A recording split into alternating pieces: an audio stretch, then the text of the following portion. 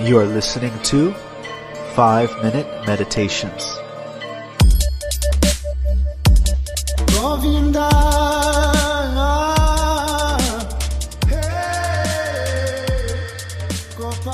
Hello and welcome. This is your host Chandra.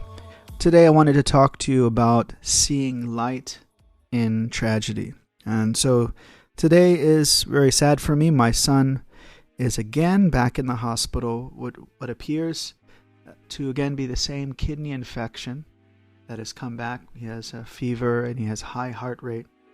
Now, one may think, okay, this, whatever he's going to talk about, this might be spiritual bypassing. So what I want to speak about is not about spiritual bypassing, but rather that the saintly person, the spiritual practitioner, is always looking for an opportunity for personal spiritual growth.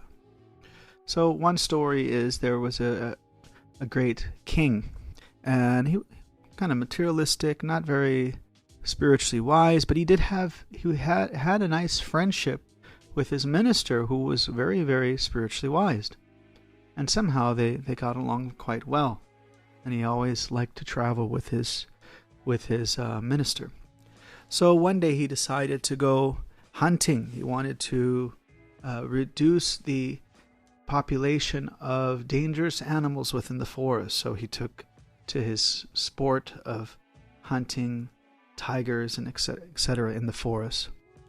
Now, while he was going through a thicket, his horse became startled by a cobra, and it jumped up, and the king, he fell off the horse, and the cobra immediately bit him on his thumb.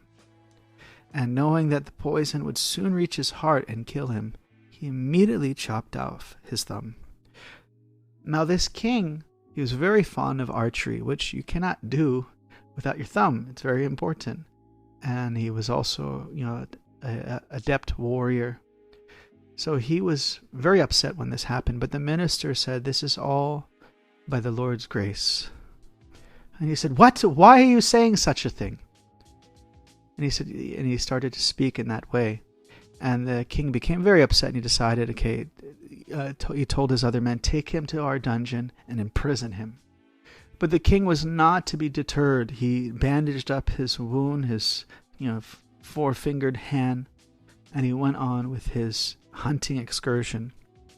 But at some point he was captured by a band of thieves. But these thieves were into dark black rituals. So they had decided they were looking for someone to perform a human sacrifice. And they thought that by this human sacrifice to the demigoddess Kali, that they're going to become very powerful in their attempts of thievery and gaining power. So they are able to overcome this king and kidnap him. And they were taking him to their priests. And the priest said, okay, wash him up, get him bathed, get him dressed in the sacrificial clothes, like Indiana Jones. But when he saw the king, he looked at his hand and he slapped his hand away and said, "This human is not fit for offering." And he let the king go. So the king went back to his palace, very happily let his minister out. He said, "I understand now, but you also said it was all the Lord's mercy that I threw you in the dungeon." And the minister showed him his two thumbs. He said, I would have been next. It's all the Lord's mercy.